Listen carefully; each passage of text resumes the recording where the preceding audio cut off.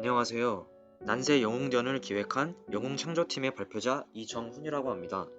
요즘 날씨가 많이 추워졌죠. 이런 추운 날 이곳에 모여주신 여러분께 만족스러운 이야기를 전할 수 있게 되어 영광이 아닐 수 없습니다.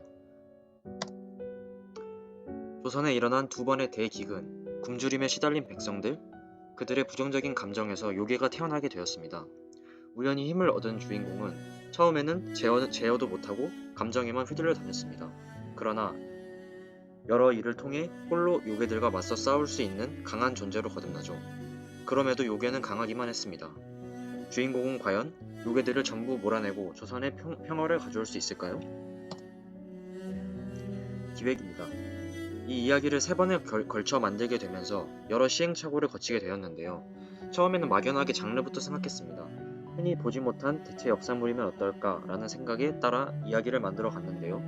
주인공은 어떨까? 시대는 어느 경로로 유통하지? 여러 고민을 하게 되었습니다. 결국 저희가 내린 결론은 웹소설로 풀어낸 한 화마다 성장의 모습을 보이고 강해진 것에 대한 카타르시스를 느낄 수 있는 18세기 노비의 신분에서 성장하는 영웅 성장 동양 판타지였습니다. 저희 작품의 차별점입니다. 영웅 성장 동양 판타지는 흔한 생각입니다. 누구나가 요괴와 맞서 싸워 성장하는 주인공의 모습을 충분히 상상할 수 있죠. 그러나 저희는 단순히 그것에만 초점을 맞추지 않았습니다. 난세 영웅전에서는 요괴와 인간의 싸움뿐만 아니라 요괴와 인간과의 협력, 인간과 인간끼리의 싸움, 요괴와 요괴끼리의 싸움 등 갈등을 주인공의 시점으로 입체적으로 계획하여 단순히 1차원적으로 요괴를 죽여 성장하는 이야기가 아닌 정서적으로 주인공이 갈등하며 선택하고 후회하며 완벽한 영웅으로 발전하는 이야기를 그려냈습니다. 관계도입니다. 관계도는 이 표를 보시면 알 수 있으실 것입니다. 난세 영웅전의 주인공이 속한 왕자 세력과 세자 세력은 서로 협력을 하면서도 견제하기도 하는 모습을 보입니다. 요괴입니다. 요괴 또한 지능이 있는 상급 요괴를 중심으로 단순히 인간을 공격만 하는 것이 아닌 협력하고 이용하는 모습을 보이기도 합니다. 난세 영웅전의 주인공 돌쇠입니다. 주인공 이름이 돌쇠? 너무 대충 지은 거 아니야? 라는 생각을 하실 분들이 많다고 생각합니다. 이 의문에는 추후 얘기를 진행하면서 말씀드릴 테니 기대해주세요. 돌쇠는 경원, 현재로 보면 인천 지역을 다스리는 귀족의 머슴 중 하나였습니다. 거친 일을 하는 잡노비였기 때문에 몸은 우락부락하며 몸에는 여러 상처 자국이 그대로 있습니다. 돌쇠는 착하지만 참을성이 부족해 성급하게 움직이는 모습을 자주 보여줍니다. 이런 평범한 돌쇠가 어떻게 힘을 얻어 영웅까지 성장할 수 있었을까요?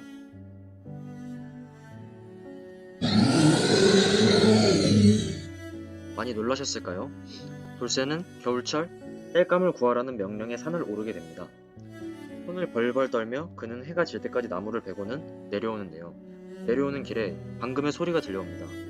그 소리의 돌쇠는 듣도 보도 못한 소리였기 때문에 두려워하면서도 방치하면 마을에 피해가 갈까봐 정체만 확인하려고 합니다. 그곳에 있었던 것은 용이었고 그 용은 거의 다 죽어가고 있었는데요. 고개를 숙이고 마치 죽여달라는 듯한 용의 눈빛에 마음이 움직인 돌쇠는 도끼를 들고 용을 죽이게 됩니다. 용의 피를 뒤집어 쓴 돌쇠는 그날 심한 독감에 걸린 듯 고열과 기침을 앓게 됩니다. 며칠을 앓은 돌쇠가 정신을 차렸을 때는 이미 보름이 지난 후였습니다. 도끼 손잡이를 잡았더니 부서지고 예전보다 20배는 뛰는 속도가 빨라진 모습을 보여 돌쇠는 이상함을 느끼면서도 생활하게 됩니다. 그러던 어느 날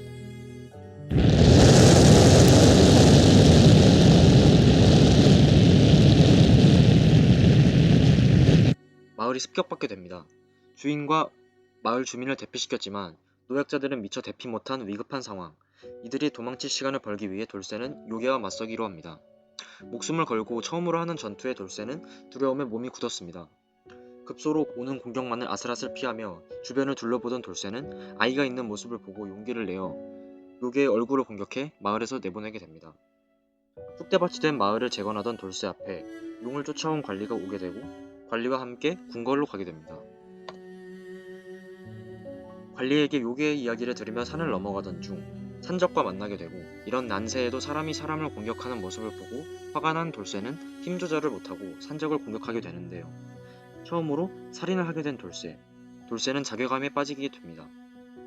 관리는 그 힘을 인간을 죽이는 것이 아닌 요괴만을 죽일 때 쓰라고 하며 잘 달래주었고 돌쇠는 요괴에게만 힘을 쓰겠다고 다짐하게 됩니다. 궁궐에 도착한 돌쇠, 우연하게 산책 중이던 왕자와 만났습니다. 왕자는 관리에게 돌쇠의 능력을 듣고 돌쇠를 바로 측근으로 삼고 자신의 최측근인 전투단장에게 훈련을 받도록 지시합니다. 훈련하면서 나날이 성장하는 돌쇠, 왕자가 이름을 트집 잡히는 것을 듣고 임시로 수호라는 이름을 지어주게 됩니다. 힘이 강해진 돌쇠와 전투단장 등 요괴를 전문적으로 사냥하는 전투단원들이 왕자의 명으로 지방 곳곳에 파견 나가게 됩니다. 돌쇠는 지비를 잘 안다는 이유로 경원에 파견 나왔으나 요괴가 지배하고 있는 모습을 보고 동료의 만류에도 화를 참지 못하고 공격합니다. 그러나 그 요괴는 인간의 말을 하며 주위를 둘러보도록 하게 하는데요. 그 요괴는 확실히 인간과 공존하고 있었고 돌쇠는 몰래 감시하며 요괴를 관찰하게 됩니다. 요괴 중에도 인간과 친화적인 존재가 있다는 것을 알게 되고 마음을 조금 열게 됩니다.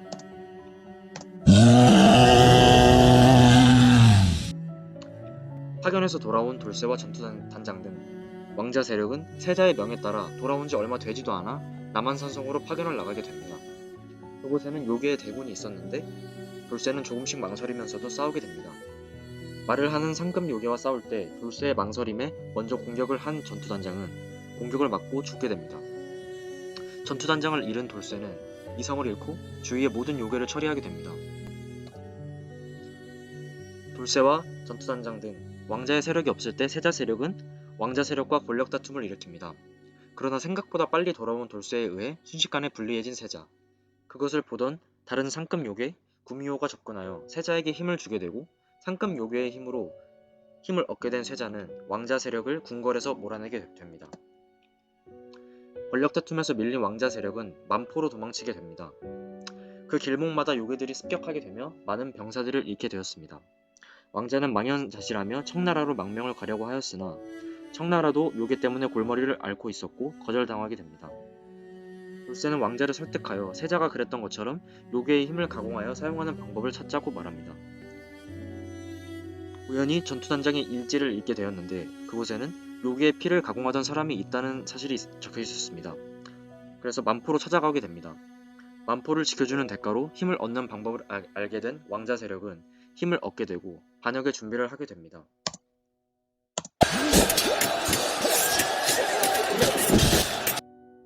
힘을 얻은 왕자는 무기와 식량 등 군수품을 정비하고 한양을 치기로 합니다. 그러나 한양은 이미 요괴의 소굴이 되었기에 대부분의 사람들이 난전에 빠질 수밖에 없었습니다. 돌쇠와 왕자를 제외한 모든 이들이 바깥에서 치열하게 전투를 벌이고 있었고 돌쇠와 왕자는 세자와 구미호를 상대하게 되고 가까스로 이기게 됩니다. 왕자는 돌쇠의 업적을 기려 전투단장의 성씨와 관직을 그대로 물려주게 되었고 돌쇠는 이품의 전투단장, 장수호가 되어 조선에 있는 다른 요괴들을 공격하는 총책임자가 되며 일부가 끝나게 됩니다. 키워드를 요약해 보겠습니다.